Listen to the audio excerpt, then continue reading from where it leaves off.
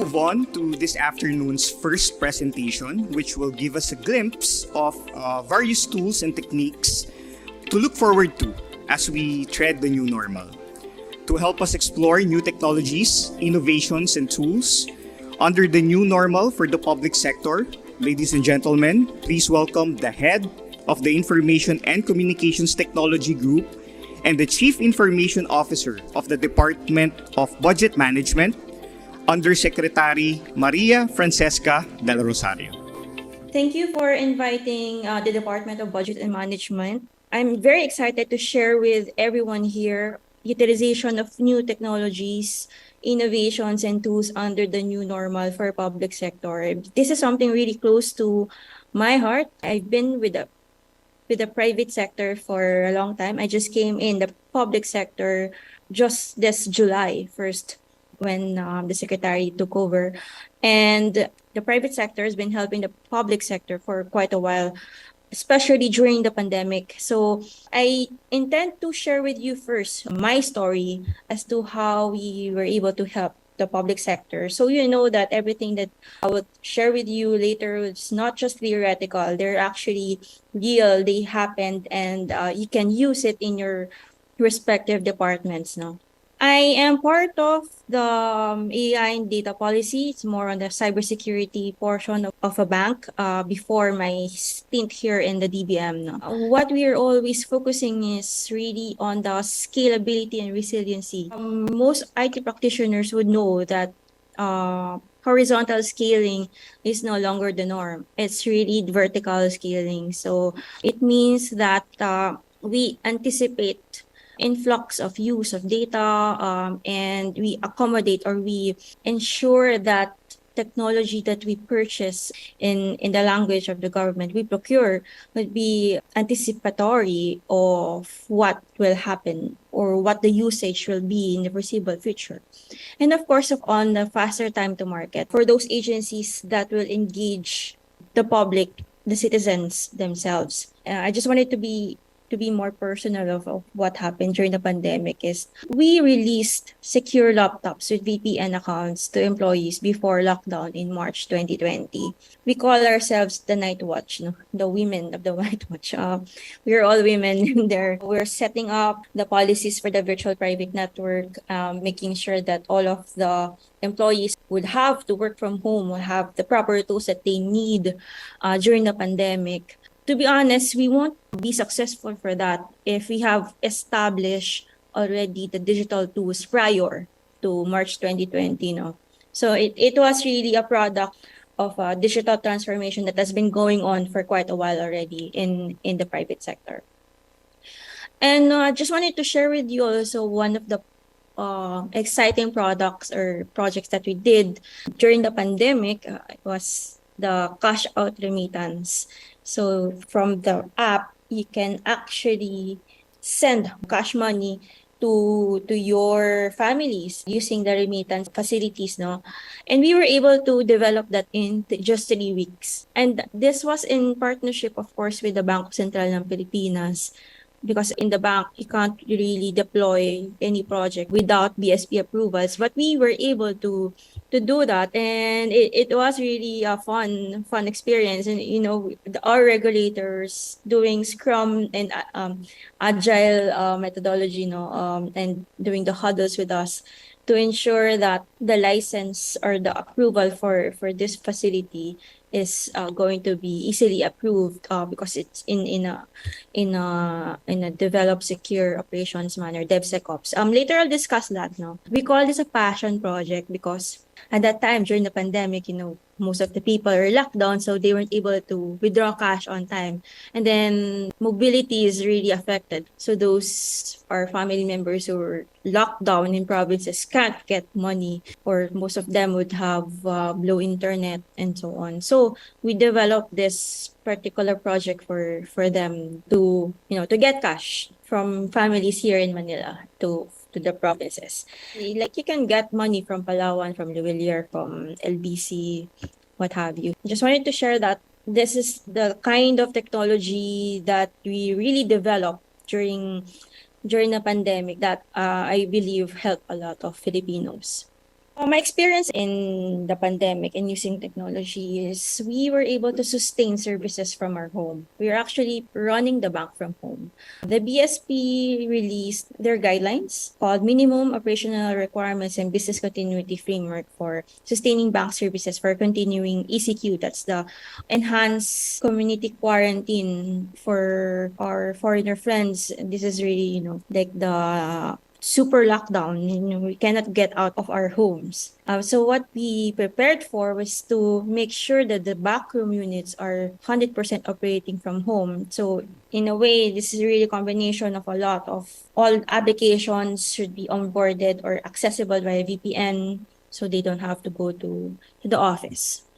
And so there we are. We have prepared prior to the pandemic now. We have dashboards already. This is what I'm also encouraging in the DBM is to have that kind of mindset of creating dashboards because you have to know what you have to know real time, and we were able to manage or sustain the services because of these dashboards. So at that time, for instance, for this, we were able to check whether we have to replenish the cash in the ATMs and whether the internet or the UPS of the ATM machines were healthy or not. So we can proactively deploy the support that we needed. So here are some examples of the dashboards that you can see on a daily basis. This is actually still ongoing. This is just a sample, no? So, but I just wanted to highlight that this kind of culture or mindset of having these numbers readily available in your organization will be something very helpful, not just during pandemic, but moving forward. We also did 24/5 because we can't work on Saturday, Sunday for clearing operations. We did the clearing operations from home. Okay, so what we also did was to, while there's also VPN, we issued policies as to having like a secure, private facility or areas for the employees to do their work. And it's only the only bank processing SWIFT from home because, as I mentioned, we have already prepared that facility before the pandemic. It also, on the treasury part, the treasury ops stamps average of 53%. So actually the recommendation or the average manpower in treasury by the BAP was 42%, but at that time the work from home for us was 53 because, as I mentioned, the digital transformation that was initiated years back is, it's the culmination of that. Like you can actually work anywhere. Here, food skill credit operations and so on. So these are just examples, no? We were also able to provide uninterrupted settlement of custom duties, allowing continued supply of goods. Remember, during the pandemic, we still have to keep the economy going. So one of the pronouncement of the BSP and economic team is to still continue the flow of goods in the Bureau of Customs. And we were able to provide that particular service to the Department of Finance during the pandemic. And then partnership with the app-based courier. So the thing with the pandemic is we experience influx of account opening, and you have to have an ATM card. So we had to engage fintech companies like Angkas, Joyride, Lalamove, Grab. It really took a village to manage the pandemic at that time. We also rolled out the Bank on Wheels. It's running on 5G network. So what it does is it has an ATM and it has a cash-in deposit machine and a check deposit machine. So you can actually deposit or cash out or withdraw money from them. And it's running on 5G, so it's really fast. The internet's fast. And it was the time of GSIS pension. So whenever GSIS would require us to bring, the BAO, we call it BAO Bank on Wheels, we would bring it there. So the Filipinos would be able to get cash anywhere, anytime, anywhere. It was also used for 4Ps, and during the DSWD SAP program cash out, it was also deployed because the UDAs were financial assistance during the pandemic were deployed or distributed via the ATM card. So we had to also deploy the actual machine that will take the cash out. No? So, but those this is where technology it's really helpful. 5G technology, no?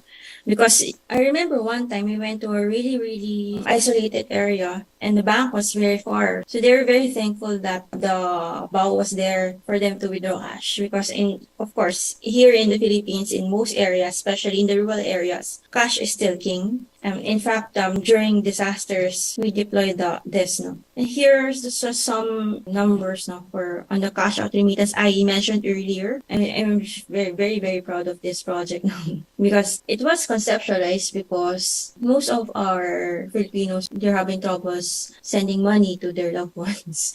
And they cannot go out. We were able to help DSWD on the SAP, and as I mentioned, using the card and where the cash will be deposited. And there, it's easy. You don't have to line up. You just have to line up to get a card, but you don't have to suffer very, very long lines and heated, and also the potential fear of you getting the COVID. And this is also very helpful for the senior citizens, those who are very old and sickly, and persons with disability. Because the card will just easily be credited with their financial assistance. So what's the secret sauce? Okay, so I just wanted to share those stories with you. I just wanted to experience with me what happened during the pandemic and how technology was very helpful and how innovation was very helpful. No? What was the secret sauce? What is it for us? Why we were able to do that? Eventually, that's the same secret sauce that we will do in the DBM. First is really the enterprise architecture. You have to have a blueprint, what you want to do, what you want to happen. So in a similar way, you want to build a house, you have to engage an architect for you to write down or draw what you want to have. And having that mindset, this kind of building siloed systems will be prevented because you have one architecture in mind. You have to follow that architecture, otherwise your project won't be approved or it won't be connected to the system that you want to connect with. Next is having the API platform. So what's API? Application Programming Interface, or API for short, is really the connectivity between the systems or even data. I would always describe it as an airport, wherein the airplane will dock the plane and then the passengers will go inside for whoever needs the plane, no? Or wherever you need to go. And practically speaking, it's like when you have Instagram and then automatically goes to Facebook for reposting, right? Or automatically sharing. So that's actually API. But you can use it only when you have proper credentials in the same manner. So that's API for you.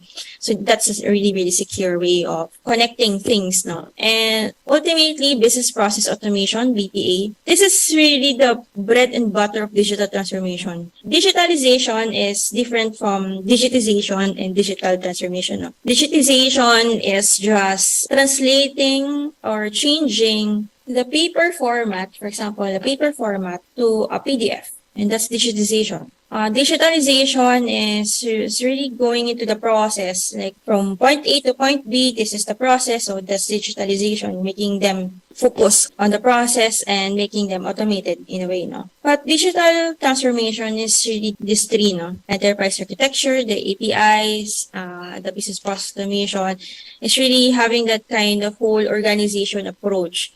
Or in this case, for purposes of this discussion, the whole of government approach. So that's when you do digital channels, you can work from home, and security, of course, and then other systems. You can actually onboard a lot of legacy systems when you have this building block, no? The items that you see on your left, 24/7, no error, secure, and T+0, meaning real time. These are the Lean Six Sigma principles, no, for the IT folks out there and the IT governance folk. This is like our Bible, no, the Lean Six Sigma. If you want to endeavor into digital transformation you want to have a career in the IT team of the government, I suggest taking the Lean Six Sigma. So you have that benchmark to talk about or to refer to. This is like the secret sauce, no? And if you do this, you can do anything, really. I've experienced it. I've told you already about it. So this is the secret sauce. So we're mapping out the agenda of the administration. No?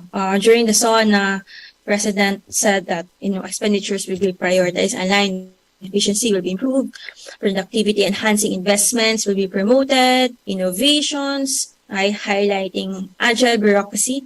So we have to be responsive to the needs of the public, provide good and solid data to ensure informed decision making, as well as allow secure and seamless access to public services. Ito, voluminous records have to be digitized, and those data should be harmonized and shared across departments and agencies.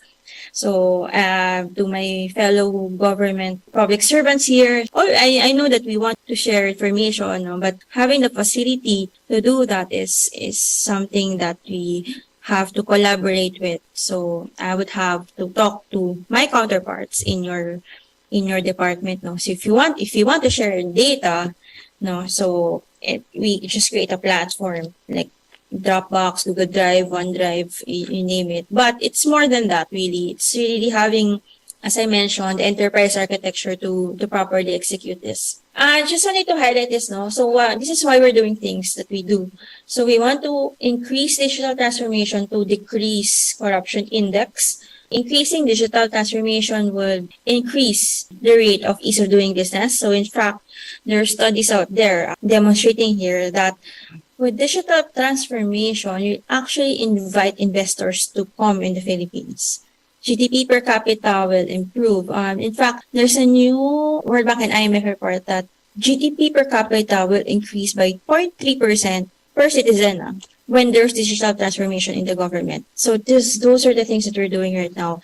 This is like, imagine if it's going to be easier for them to get an NBI clearance using their mobile phones and get them easily in real-time basis. They don't have to spend money for transportation, for food, just to go to, to go there. And these are some of the exciting benefits of the digital transformation for the Filipinos. Just wanted to show you the concept of GovTech. This is very recent. I came from an IMF workshop and this was highlighted because we want to have this paradigm shift that digital transformation must be geared towards government as a platform.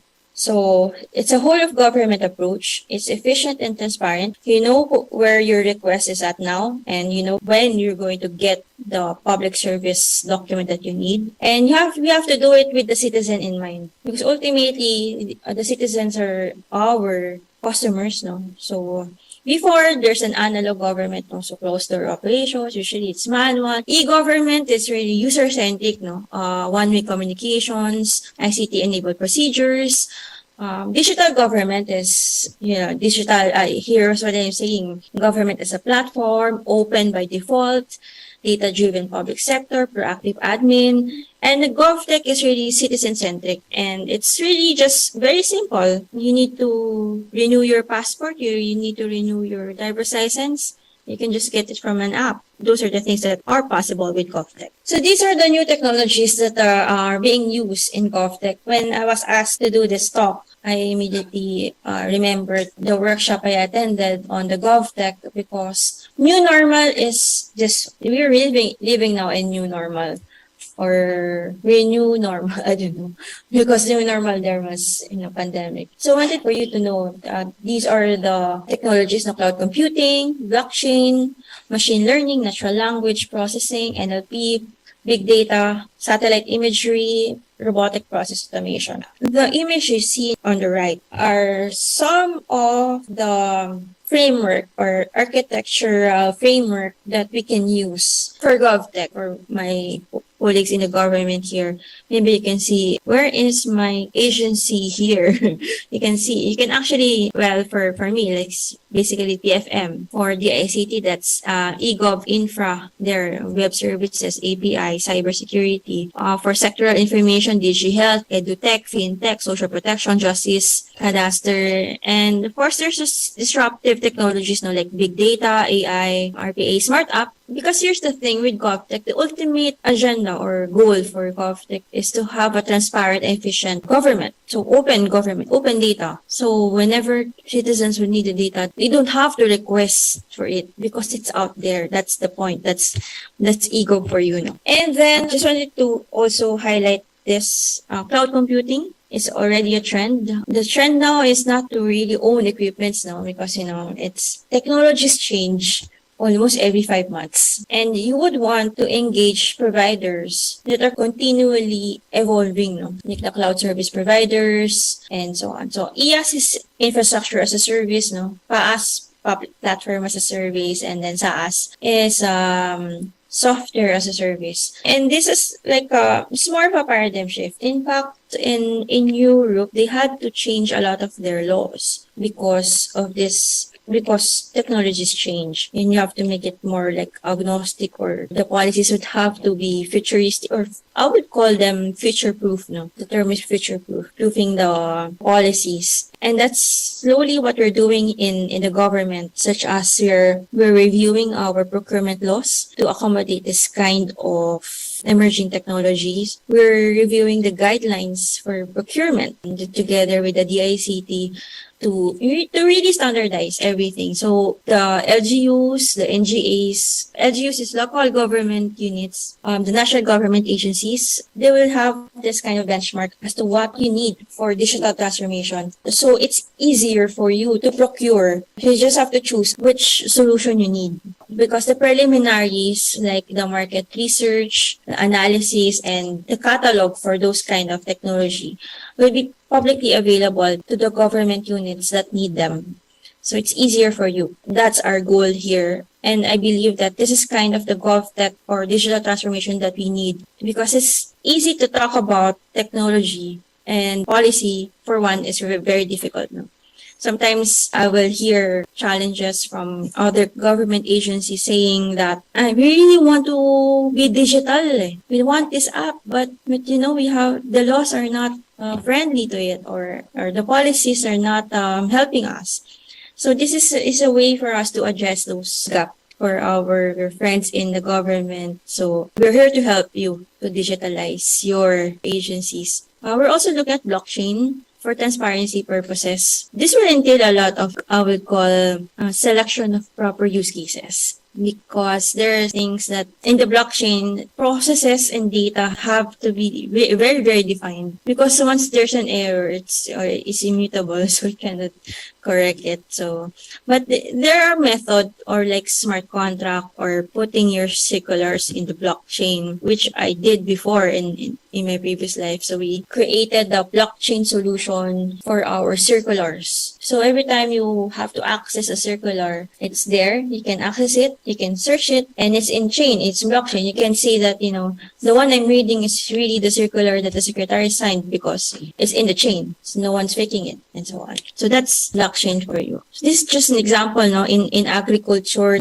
there are friends from DA, no? So blockchain can be used as a ledger system to allow multiple parties to secure transactions, no? So, for example, if you want to trace some foodborne pathogens, you can also look into it. If you want to trace the fertilizers, you can also see where your fertilizers go. So it can also be used against food fraud. Another one is on a GovTech solution that we're looking at is the machine learning, natural language processing. This is kind of tricky, no? Especially when we're talking about right sizing of the government. Government employees would have this fear that with digital transformation, my job will be removed or I'll be redundated and so on. But I wanted to change that messaging, no? Because digital transformation is here for you to be upskilled. Imagine you don't have to do the manual work. You can do something else. You can do more strategic work and, think about how to better produce quality work, no?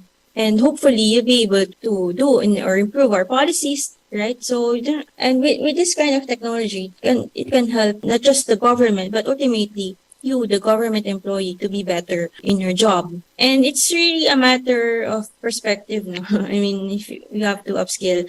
And in fact, me, I'm a lover of knowledge. No? I always like to learn.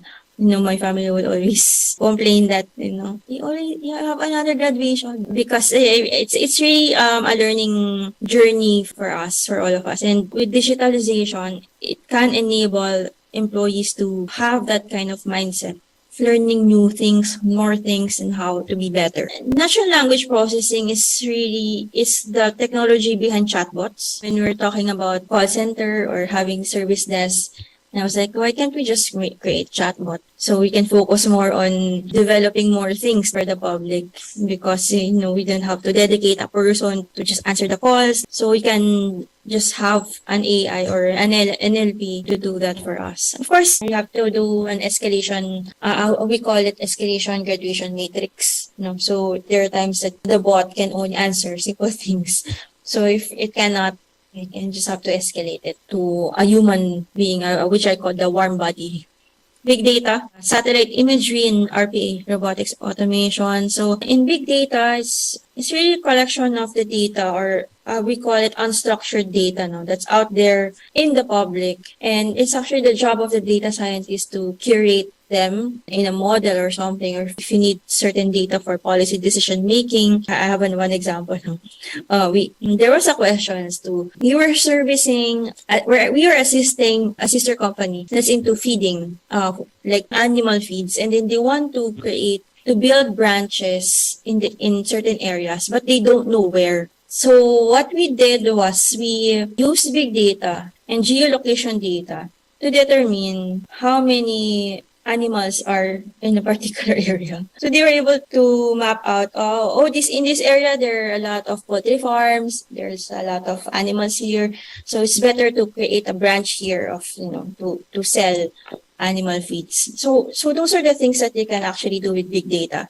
Satellite imagery we're actually using satellite imagery to track projects. So if DBM funds, or if the government funded a project for a bridge, you can just see, what's the status of the bridge. So you can just see it in the satellite. We don't have to ask on the ground.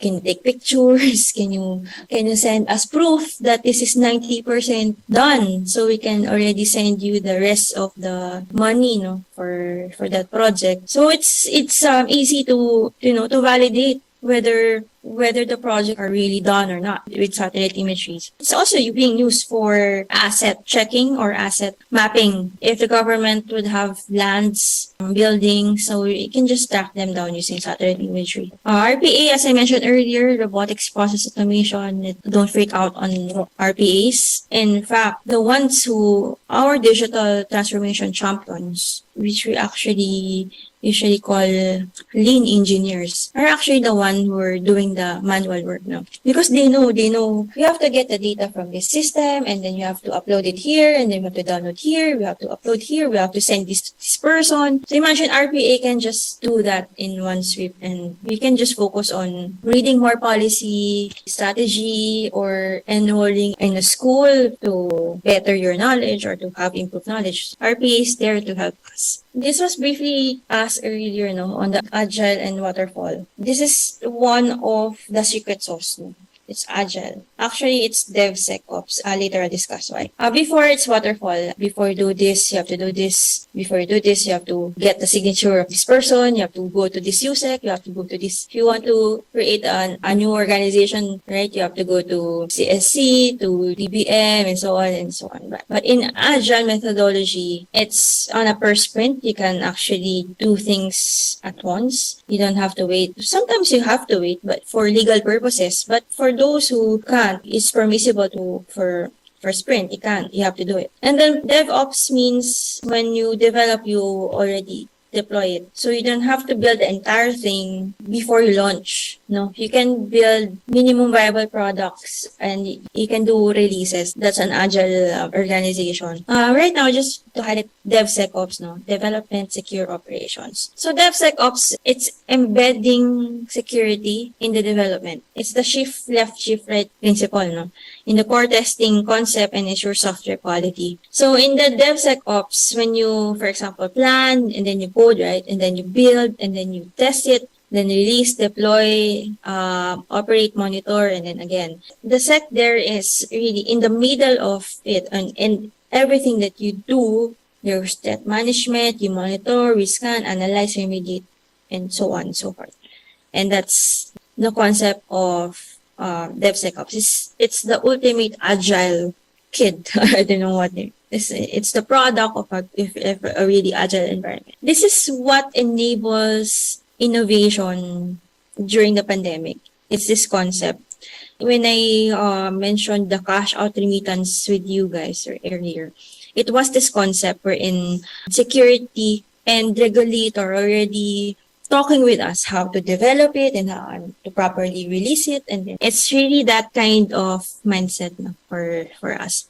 And for those who want to be or interested in this, there are certain trainings for DevSecOps out there. So here are some methodology on the shift left. You ensure that software meets the design, and then you shift right, you ensure performance and resilience, reliability. So when you're developing system, you have this mindset, no? And this is something that we're going to implement government-wide. As I mentioned earlier, this is a whole of government approach.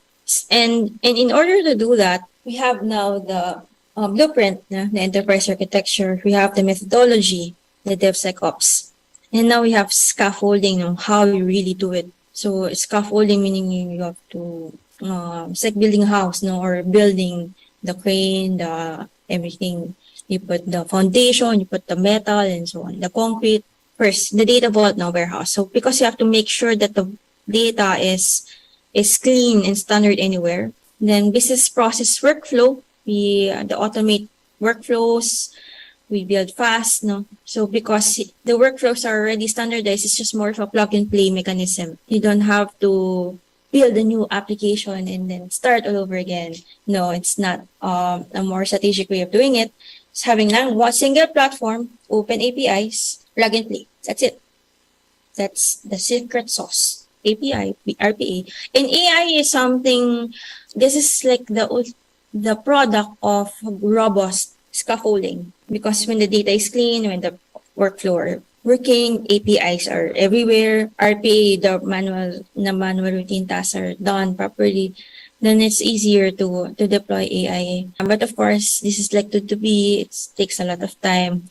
We have to, first, it's really, it's a work in progress. And then here's the enterprise architecture I mentioned earlier. So I just wanted to dwell on this for a bit, no?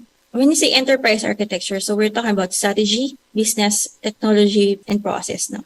So for strategy, that's your strategic objectives. Usually you can find it in the law that your departments are created for, no? Business is your business model principles. It depends on probably your head of agency. What's your business principles at a particular time?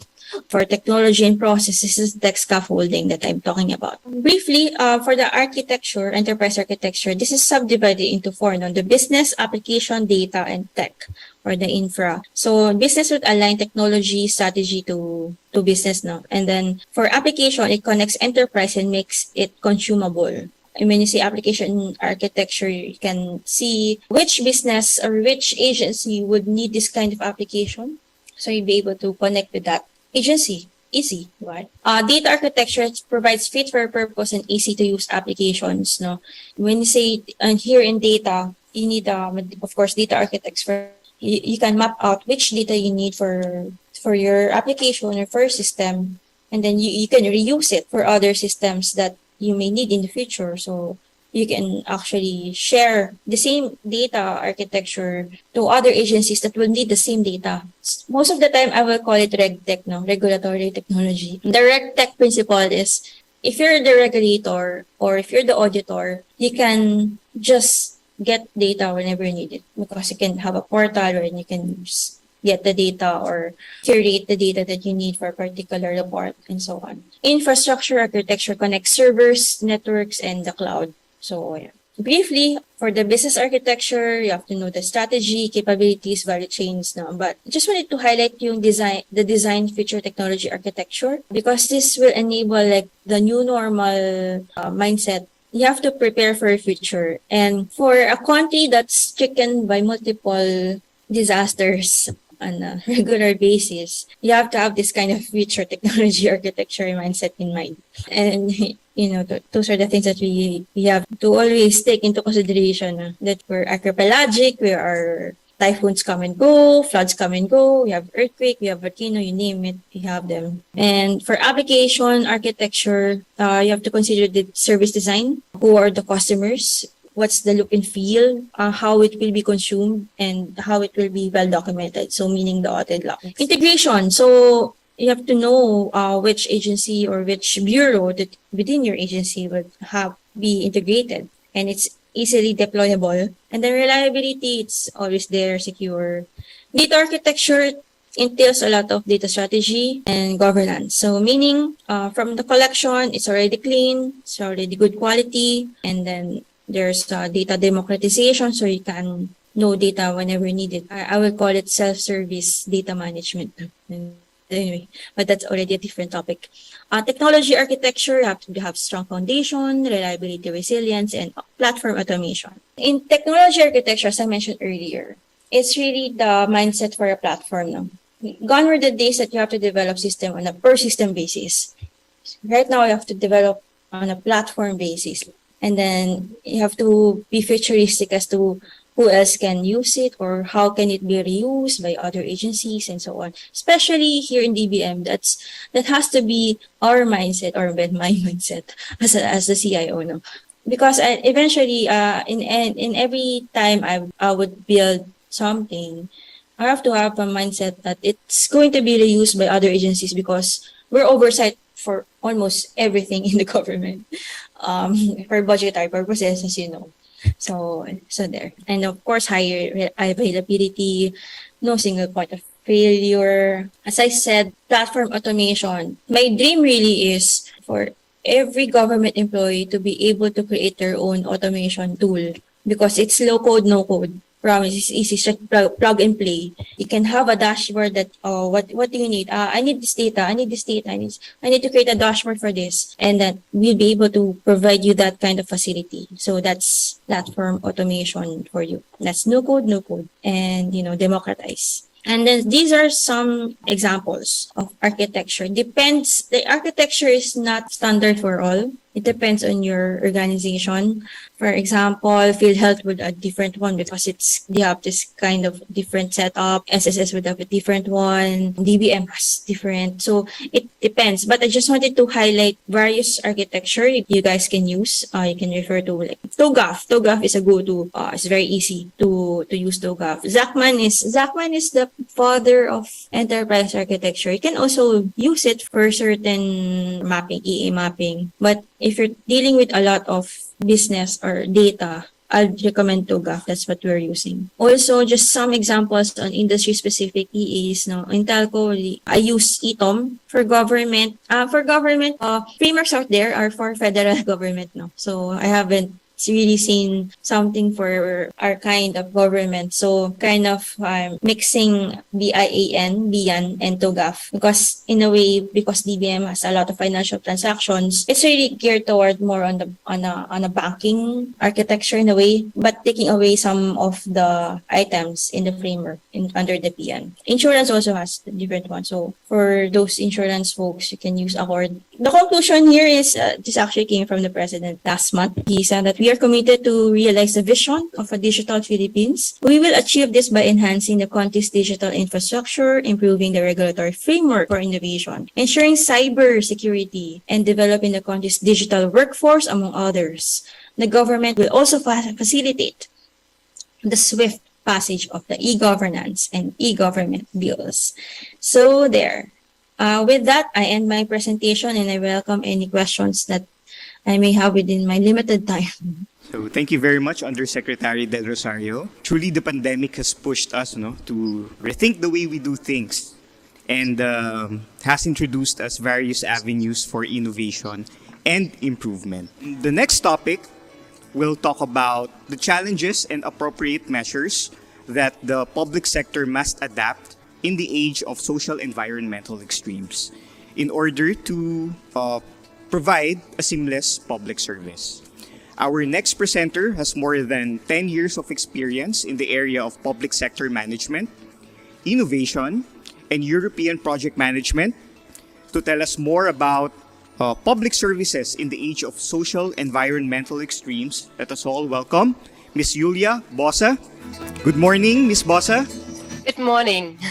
Yeah, very good afternoon to everybody, or a good morning, as in my case. I'm connected from Europe, and I'm very pleased to be here and speak at a prestigious conference. It is a first-time experience for me to speak actually at a conference in Asia Pacific. So I'm very honored. I will dive directly into my topic, which is public services in the age of social environmental extremes. I will give a more general overview of this topic with firstly outlining the age of social environmental extremes. Asia is confronted with impacts on human environment, and then I go into government action, focusing on adaptation, and we'll finalize with disaster risk management as one adaptation option. So I would like to start with some impressions of the various disasters that Asia is faced with. As such, I mean, the region is tremendously vast. It has a tremendous variation in terms of ecosystems, economic development, cultures, and climate risk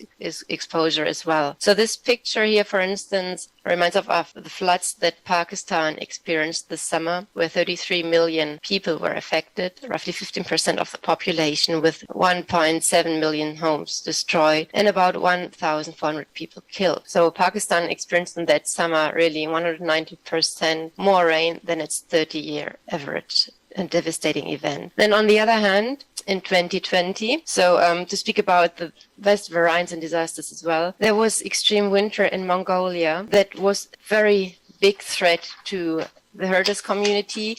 Thing is that roughly 50% of Mongolia's population depend on animal livestock. These harsh winters are often preceded by droughts in summer, where animals already can't find a lot of pasture, where herders cannot stock fodder.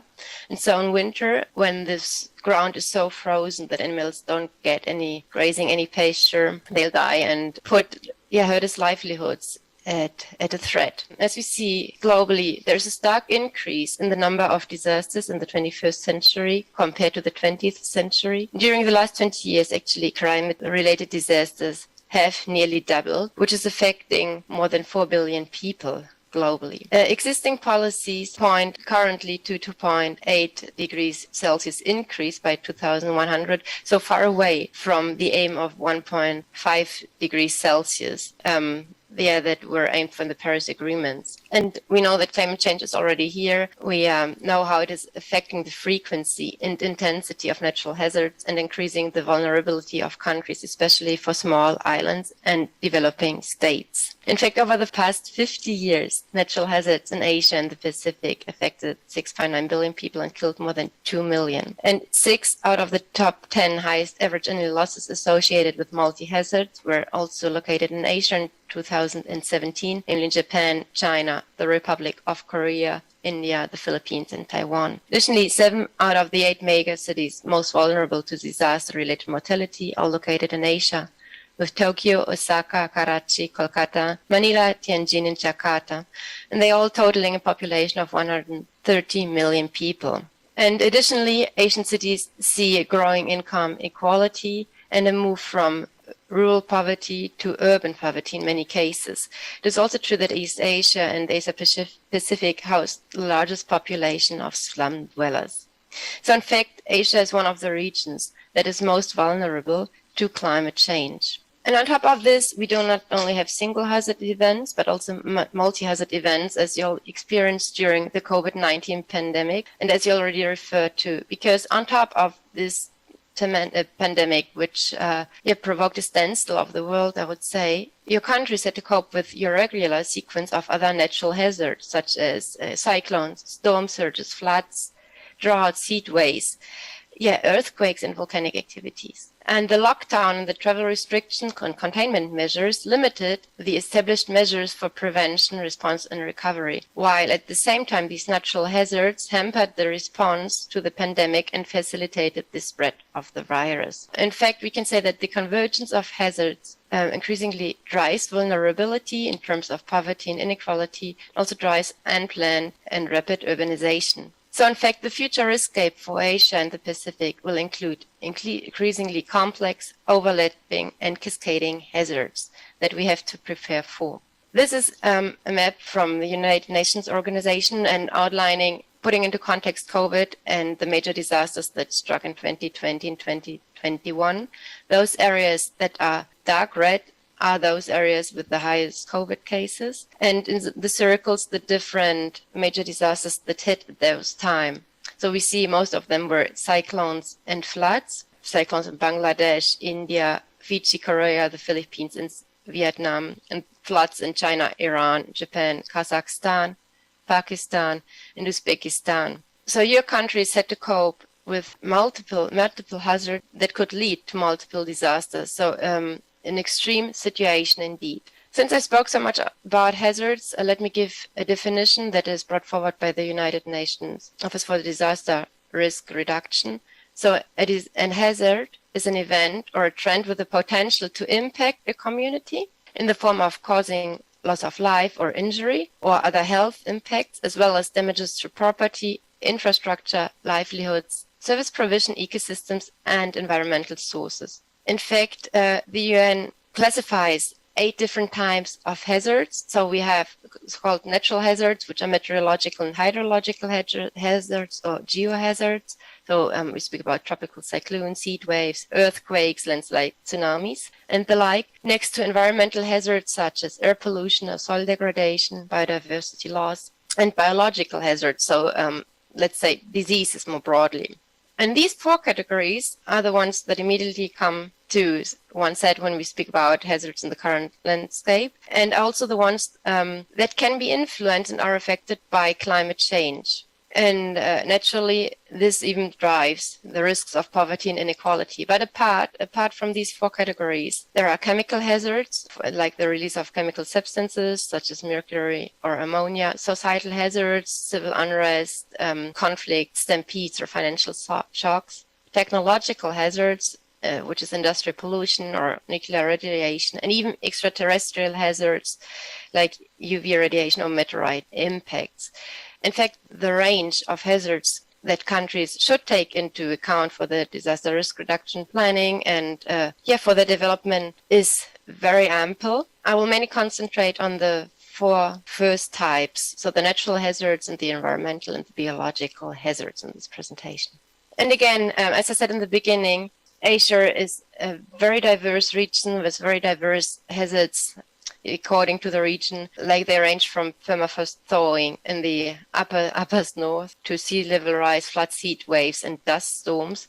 In fact, Asia will see for sure an increase in extreme heat, flooding, sea level rise, and erratic rainfall. And climate change will have an effect on these hazards. So transformation of society is needed in order to cope with these risks related to climate change. So when we turn to impacts that climate change has on human environments, we can say that approximately 3.3 to 3.6 billion people live in contexts that are highly vulnerable to climate change. And vulnerability, of course, differs in terms of the location where people live, in terms of the socioeconomic development, on the use of sustainable or unsustainable ocean and land use, inequality and marginalization, as well, and very crucially to this conference, as well as governance. And naturally, across sectors, the most vulnerable people are those that are disproportionately affected by the climate change impacts.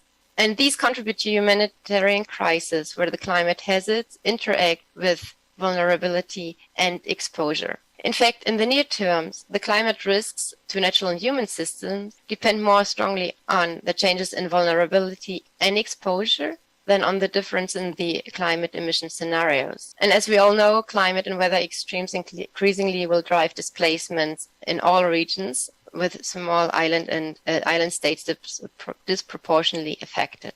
And in fact, some responses to climate change that we have, the adaptation responses and the mitigation responses, can even lead to negative impacts instead of positively adapting to climate change and mitigating it through maladaptation if there's a lack of information or wrong information, and that leads humans to decide on the wrong adaptation options. So we see that climate change will slow the progress made already in poverty reduction and reverse some gains that were already achieved in overall development. So I want to dwell a little bit further on observed impacts of climate change. This is a list done by the IPCC in their report on impact adaptation vulnerability that was issued this summer, or this spring. And they classify according to 3 impacts on human systems: impact on water scarcity and food production, impacts on health and well-being, and impacts on city settlements and infrastructure.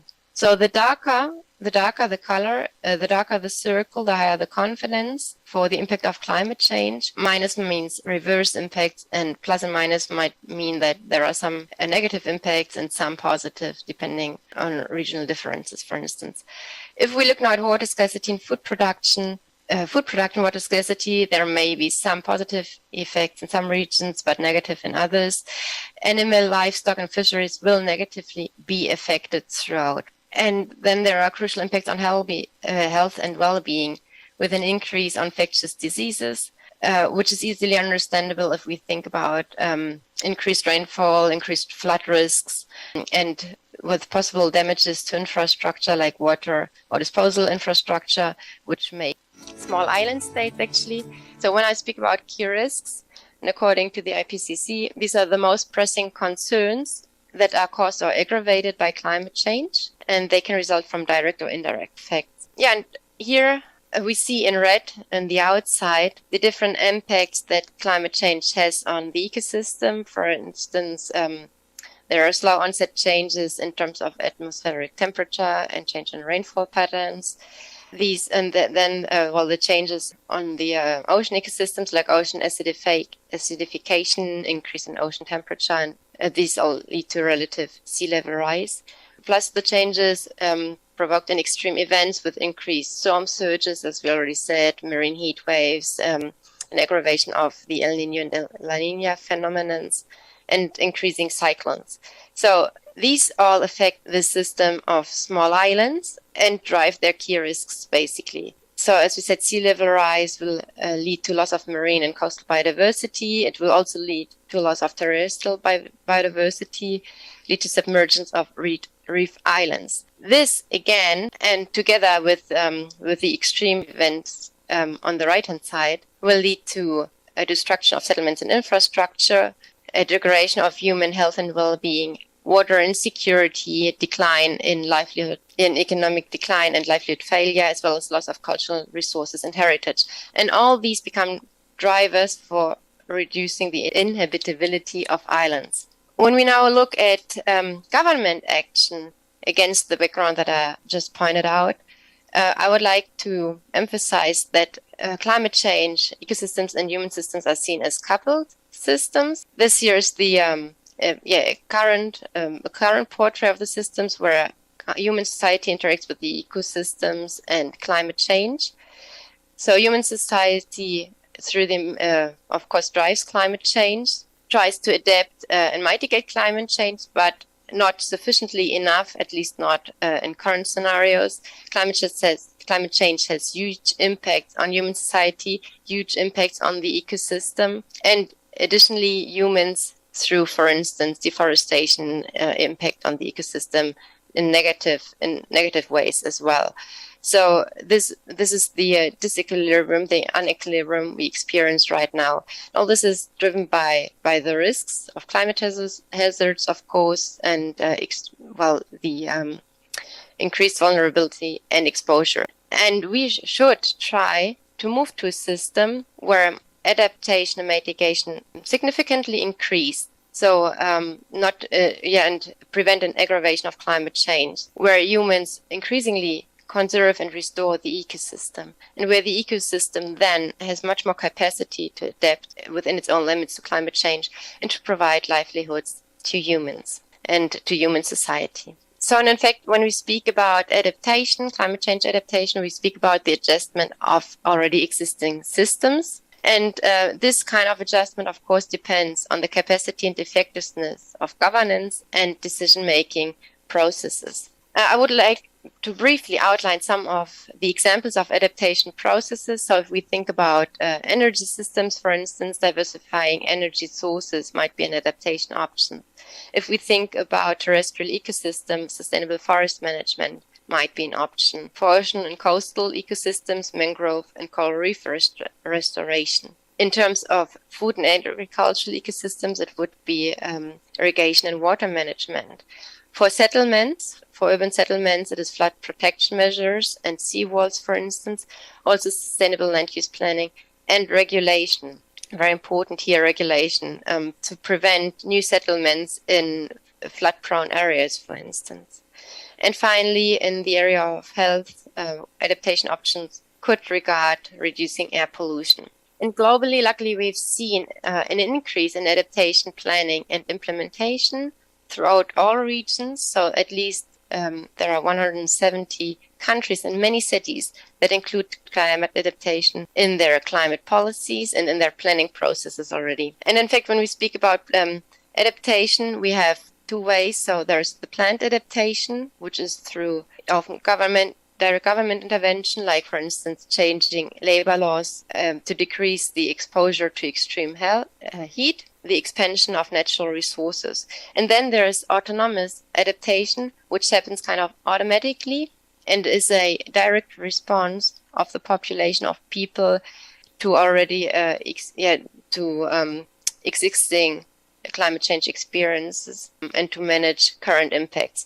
So these examples might, for instance, be farmers that adopt the type of crops they plant or that they adapt their irrigation practices. Or it could also be coastal communities that simply raise the height of the buildings they are living in.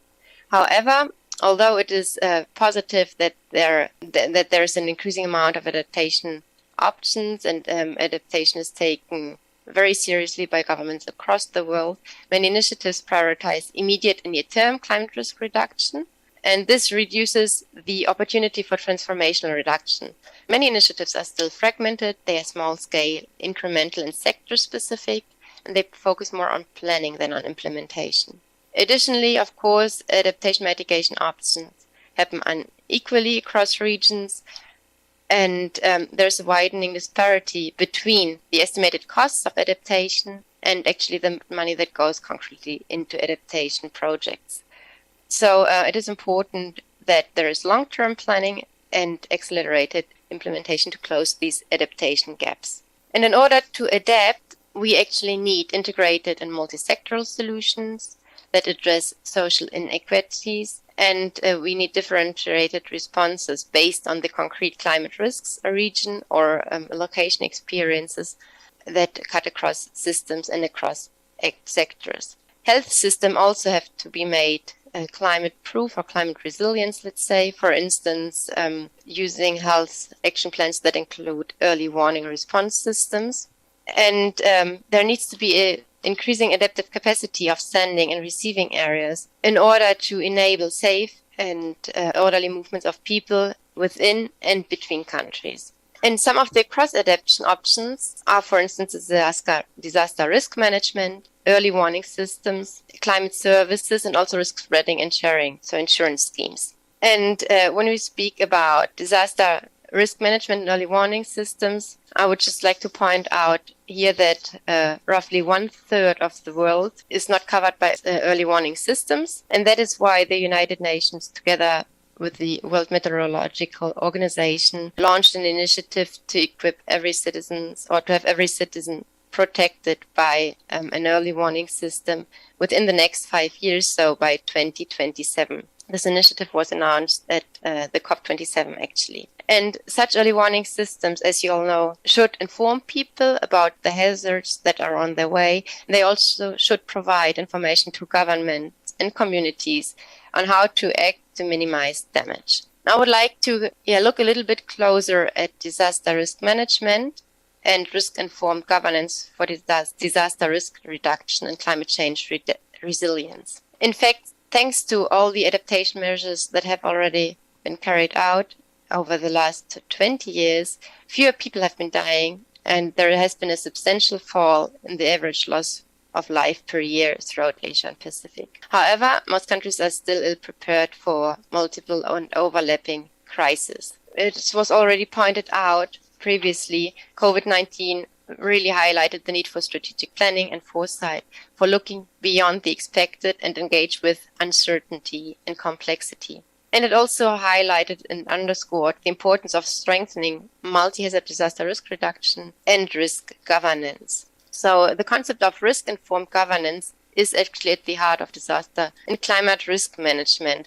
So when we speak about risk-informed governance, there's a focus on preventing new risks, on reducing existing disaster risks, and managing residual risks. This also means that this concept of disaster risk reduction has to be integrated into the disaster preparedness processes, into land use planning, into investment decisions, into urban development, and also economic development plans. So multi-hazard approaches have to be developed, especially if we look at disasters resulting from hazards like natural, environmental, and biological hazards. I mentioned before the need for long-term planning and the integration of risk planning into economic development plans. And I would like to give an example of the risk-informed development planning in Bangladesh as a good practice here too. This risk-informed development planning is part of Bangladesh National Resilience Program, and this is actually a partnership between various United Nations organizations and various ministries of Bangladesh government. It is a strategic support project that was launched in 2017 and should be finalized by the end of this year, with the aim to incorporate disaster and climate risk in all stages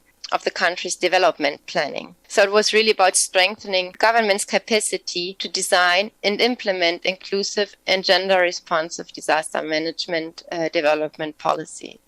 Disaster management and policies in that respect. It is, as you can see here, the left-hand side pillars, they are clearly based on the Sendai framework for disaster risk management, as they take up directly the 4 pillars of this framework. And with this plan, Bangladesh moved from more reactive to a very proactive model, especially in the area of managing disasters in relation to cyclones and flooding. One important aspect here too is, for instance, in understanding risks and hazards, the development of a risk information platform and the capacity building for civil servants and also for community organizations, which was crucial in this program. In fact, grassroots involvement and good governance at grassroots level were some of the key components that were highlighted in Bangladesh's efforts in this program and in related disaster risk reduction projects. It is extremely important to include the affected communities and to empower them to empower them so that they know what to do, how to react once disaster strikes. And additionally, Bangladesh also disposes of a very long-term development planning with their Delta Plan 2100, which sets out its goals until the end of this century, especially in terms of food and water security and economic growth. So this is a very ambitious plan which wants to lift Bangladesh to the status of a developed nation by the end of the century. And it is indeed the first development plan that takes climate issues as a factor in account for economic development planning. So with this example, I would like to come to some policy recommendations for strengthening disaster risk reduction and resilience. They are based on the United Nations Department for Economic and Social Affairs. On the one hand side, we do need and have to promote effective public governance, integrated risk-informed governance for including them into our disaster risk reduction strategies. So when we speak about effective public governance, we refer to the whole of governance approach that was already mentioned by the previous speaker. So we need also multi-sectoral and multi-dimensional approaches covering all hazards. Risk identification is crucial, as well as leadership. Resources have to be mobilized, but also to be allocated correctly. Transparency, accountability, and inclusiveness in decision-making are crucial as well under this dimension, as well as continuous learning, not only from science, but from experience. In each recovery phase, actually, there has to be a kind of debriefing phase where actions are assessed that were carried out when the disaster struck, in order to be better prepared for disasters next time. Additionally, sound policy making is crucial. So we speak about policy coherence, the strategic planning and foresight, using a regulatory impact analysis and having monitoring and evaluation systems in place, having data sharing platforms and science policy interfaces. Investments have to be leveraged for disaster risk reduction. This could be like more innovative instruments, public, private, and people partnerships, green bonds, or even crowdfunding that was used in some cases for early warning mechanisms, for instance. Infrastructure has to be made more resilient through sound infrastructure management practices, for instance, such as adapting maintenance schedules or actions such as raising the height of bridges, for instance. Human rights-based approaches have to be mainstreamed to leave nobody behind and to ensure inclusive development. And very importantly, I would like to highlight as well this fact that multi-stakeholder engagement is necessary, as well as international and regional partnerships and cooperation. So we really have this whole of society approach. And I would like to mention in this regard as well multi-level governance and the strengthening of the local level, because when disaster strikes in concrete places, affects concrete people, and often it's first the community that is the first to help itself before national support, for instance, and national support arrives because of damaged infrastructure and the like. Additionally, government innovation frontier technologies have to be leveraged. So we already heard about artificial intelligence, big data analytics, interactive maps. Virtual reality can also be used in mitigation training, for instance. And government innovation frontier technologies and so on also have to do with the quality of data and data management processes and governance that have to be in place. Additionally, capacity training is important for the local communities and for the civil servants, of course, to enable them to integrate systems thinking and to understand risk-based approaches. And finally, risk of informed communication is crucial, and awareness campaigns. This is information towards citizenry in general, and of course here again, digital tools can be of a tremendous help in disaster communication. Notably, Twitter has been used on many occasions. Here I would just like to say that, of course, it is important to consider fake news and so on. So it is important that government knows how to counteract possible fake news and establishes right from the start the official channels. I would like to conclude actually stressing again the need for strong and inclusive governance systems, the need for multi-level governance, as I said before, and the need for whole of society approaches. Because, as I mentioned already in the last slide, when disaster strikes, the first one to help is often your neighbor. And as we saw as well, there is a need for linking climate change adaptation and disaster risk reduction in order to achieve sustainable development. Thank you very much. All right. Thank you very much, Ms. Julia Bossa, for that eye-opening and enlightening talk. We have realized that new challenges are underway and that we need to be ready for disruptive changes in this VUCA world.